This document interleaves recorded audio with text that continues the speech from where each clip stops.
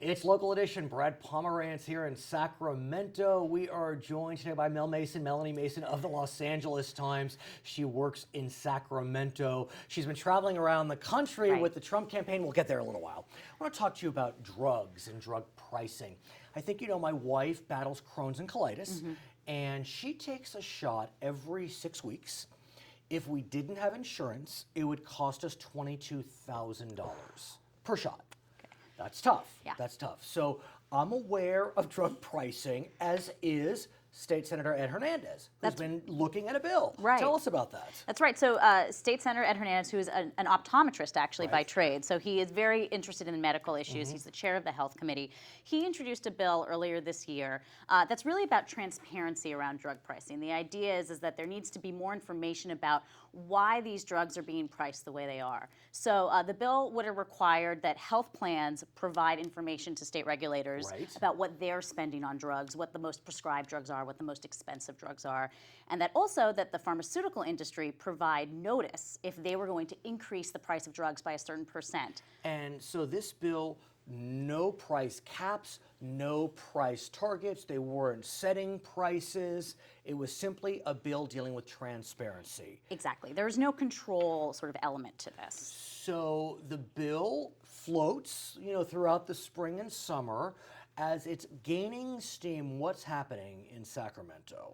Well, as it's gaining steam, it's also gaining the attention of lobbyists. I mean, this is probably one of the most heavily lobbied bills in the Capitol this year. How many did you count? We counted at least 70 entities that were paying people to lobby. I mean, if you're looking at the support and opposition list for this bill, they are just miles long. I mean, on the support side, you have labor groups, you have health plans, you have consumer groups, and then on the opposition side, you've got pharma, really, and not just the trade association. I mean, every individual drug maker. What's the fear of pharma? There are no price targets, controls. It's simply transparency. What's their fear? Pharma has really been under the microscope about drug pricing, not just in California, but nationally over the last couple of years. There was that Shkreli scandal. Exactly. Where he increased price by, 5,000% for one drug? Right, and that was for sort of a drug that would deal with very rare but life-threatening infections. So, I mean, kind of a bad actor. If you talk to anyone in the pharmaceutical industry, they don't want to have anything to do with him. There was also that hepatitis C drug that cost about $100,000 per round of treatment. Now, it also cured hepatitis C, and that's what you hear from the drug companies, that these are innovative, life-saving drugs. They take a ton of money to develop. So what's their concern about a transparency bill? Because I think that it continues to, I think they see the transparency bill as just a first step in the issue. Exactly. That you provide more information, you maybe have to provide a little bit more information about how much money is going to research as opposed to things like marketing, all those commercials that we see on television about ask your doctor. And I think that if California does this, it really changes the ballgame. I mean, Vermont has a transparency law that's a little bit narrower in scope. But if Vermont does something that doesn't necessarily cause ripple effects. 600,000 people, I think, in the entire state. Right, exactly. Let's talk about what happened in the Assembly, because I believe it passed out of the Senate unscathed. It did, relatively unscathed. And then it first hits the Assembly Health Committee, and that was back in June. And you already started to see that this was, it was a squeaker getting out of that committee. If you look at the votes, it looks like it flew through, but if you were watching the committee hearing, it looked a little dicey for a bit. And so it was already clear as they broke for recess that this was going to be a real food fight as it got closer and closer to the Assembly floor. And then it hits the Assembly Appropriations Committee. This is, of course, a very key fiscal panel. Any bill that has any price tag for the state, that usually goes through that. And the price tag would be because the state would be regulating, or collecting information. Exactly. So it's pretty easy if you want to get it to the committee to assign a price tag to it. And that's where we sort of see a real flashpoint for this bill. And what happened in Assembly Approps? So it is put on the suspense file, which is basically all the high-priced bills are all dealt with in one day, very quickly, in somewhat of an opaque fashion. And the chairwoman of the committee, Assemblywoman Lorena Gonzalez, who's a Democrat from San Diego, announces this whole string of amendments from the dais. She just reads off, here are all the things that we're doing, and it's things like delaying the implementation of the price notification for a year, putting a sunset on, so it's really only in effect for a little bit of time, Okay.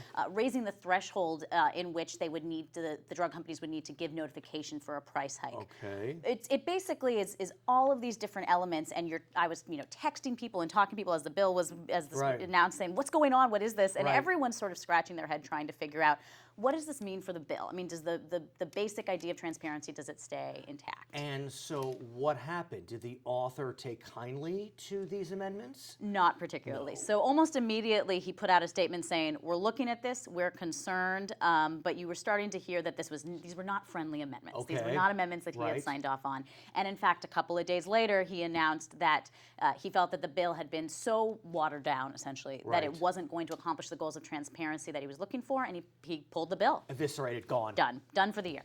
Were you surprised? Yeah, I was. Right. I mean, I think we were all gearing up for a really big fight on the assembly floor, and there were the drug companies are incredibly powerful, and I think Sure. that they have a lot of lobbyists. They make a lot of campaign contributions, but there were no slouches on the pro side too. I mean, this was a bill that was co-sponsored by the Labor Federation. I mean, the California labor powerful, groups, right.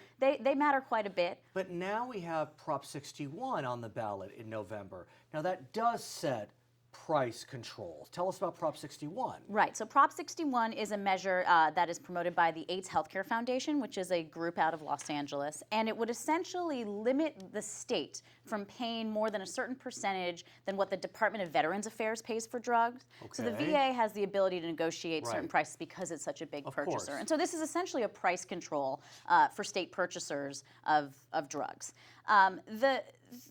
The people who like the transparency bill don't necessarily like this bill Why? because this is a different policy tactic. It is a control, It as is you a pointed out. sure. There may be some concerns about how this would actually be implemented. So major proponents of drug price transparency, like health plans, they haven't quite gotten on board with this proposition yet. Is Pharma going full throttle against this bill? Absolutely. Full I mean, throttle, they have stocked up a war chest that's tens of millions of dollars. They are already making it very clear that they want to go out guns blazing against this. But couldn't one argue this is kind of a good government efficiency measure? We're not going to be overpaying for drugs. If it's good enough for the VA, it's good enough for California. I'm sure that that's the argument Right, that we will be okay, hearing fair enough, from right. proponents, absolutely. But I think that the big question is, the AIDS Healthcare Foundation is a political power player, but they do not have the war chest that I see. Pharma does. So the question is how do they get their message out compared to I think it's $60 million that Pharma already has banked. And if you don't have other major players like health plans or labor groups getting on board, are they able to reach the public? I mean, what's been really interesting is the interplay between these two issues. So you saw a lot of entities that were in favor of Senator Hernandez's bill either not take a position or even oppose the proposition. People like the California Medical Association, they liked the transparency bill. They are against the proposition. California Democratic Party endorsed the transparency bill. They're neutral on the proposition. It's fascinating. I must ask you about your coverage of Donald Trump. I'm not going to ask you to prognosticate. I'm going to ask you to tell us what's it like to cover such a unique candidate as part of this great American democratic experiment. It is unlike anything I've ever done before. Right. I mean, this is a totally unique election. This is a totally unique candidate. You were in Cleveland. I was in Cleveland, so I was there for the Republican Right. National Convention, and that was a fascinating event because contrast that to what we saw in Philadelphia, which was so highly choreographed, Right. and you had. Really it was hitting every sort of typical political mark that you would expect. In the Republican one, it was really the Trump show. I mean, the marquee speakers were Donald Trump and Donald Trump's family members. Right. I mean, you really didn't have the sort of stalwarts of the Republican Party coming they out and opted speaking. against. Exactly. They refused to come. I mean, you had folks like John Kasich, the governor of Ohio, not even go to the convention in his own state, but have fundraisers right outside of it. So he was there, but not really. Her name is Mel Mason. She is a reporter for the Los Angeles Times. My name is Brad Pomerance. You're watching us from Sacramento on Local Edition.